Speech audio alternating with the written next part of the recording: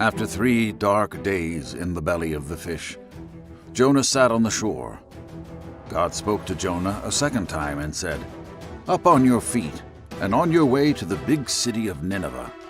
Preach to them. They're in a bad way, and I can't ignore it any longer." This time, Jonah did as he was told. He got up and started straight for Nineveh, obeying God's orders to the letter. He arrived at the city and marveled at its size. It was so big that it took 3 days to walk across it.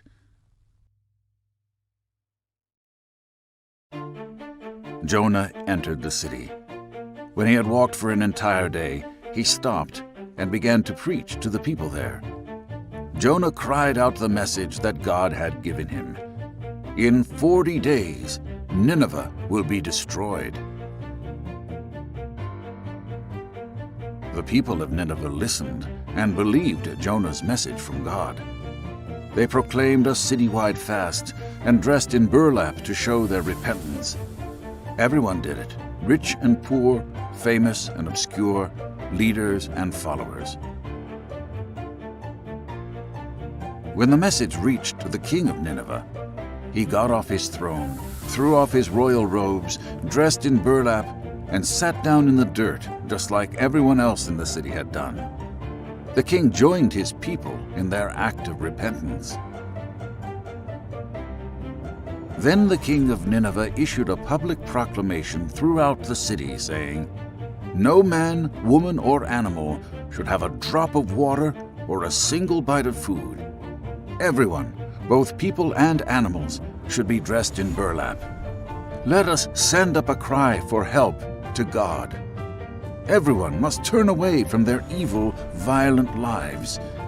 Who knows? Maybe God will turn away from his anger with us and let us live."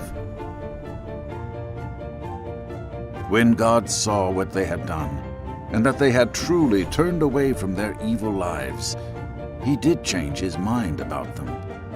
Their true repentance appeased God, and he decided that he would not carry out his plans to lay the city to waste.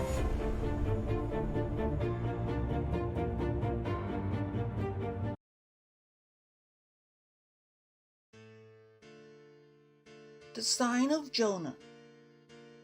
When the crowds were increasing, he began to say, "This generation is an evil generation. It asks for a sign, but no sign will be given to it except the sign of Jonah. For just as Jonah became a sign to the people of Nineveh, so the Son of Man will be to this generation. The queen of the south will rise at the judgment with the people of his generation and condemn them, because she came from the ends of the earth to listen to the wisdom of Solomon, and see, something greater than Solomon is here. The people of Nineveh will rise up at the judgment with this generation and condemn it, because they repented at the proclamation of Jonah, and see, something greater than Jonah is here."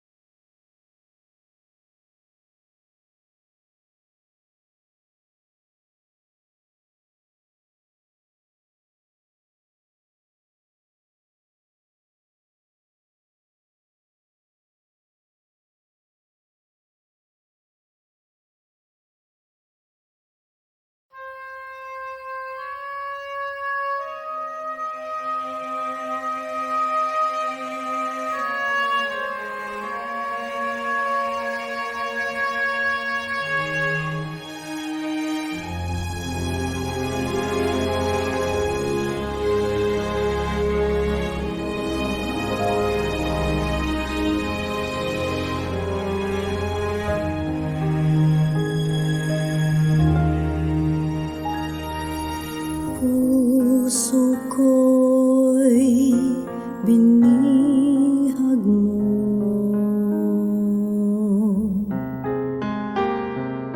sa tamis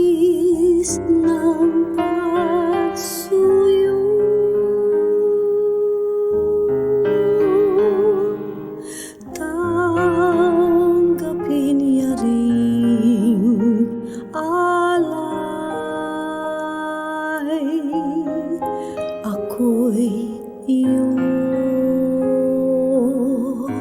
habang buhay.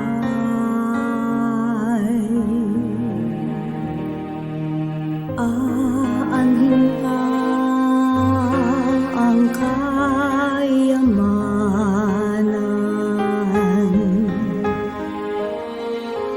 luho at karangalan,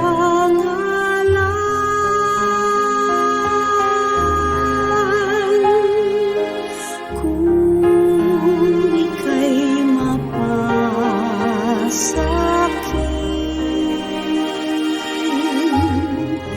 lahat na nga ay kakamtin.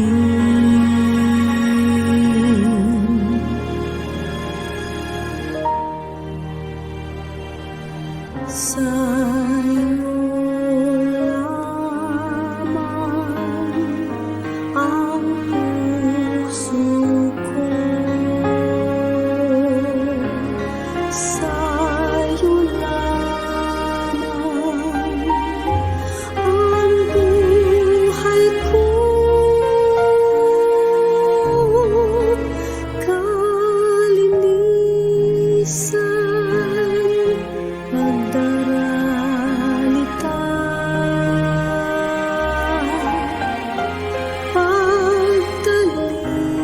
pagtalimay, aking sumpa.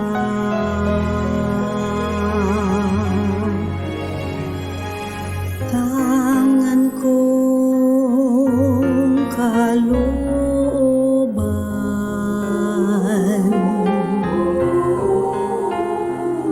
sa iyo'y ilalaan,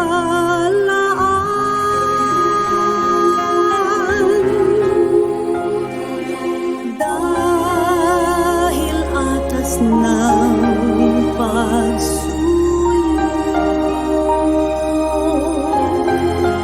tumalima lamang sa'yo. Sa'yo lamang ang puso ko, sa'yo lamang ang buhay ko,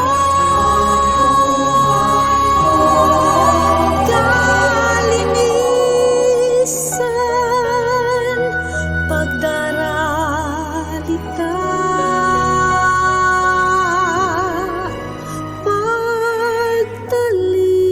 pagtalimay, aking sumpa.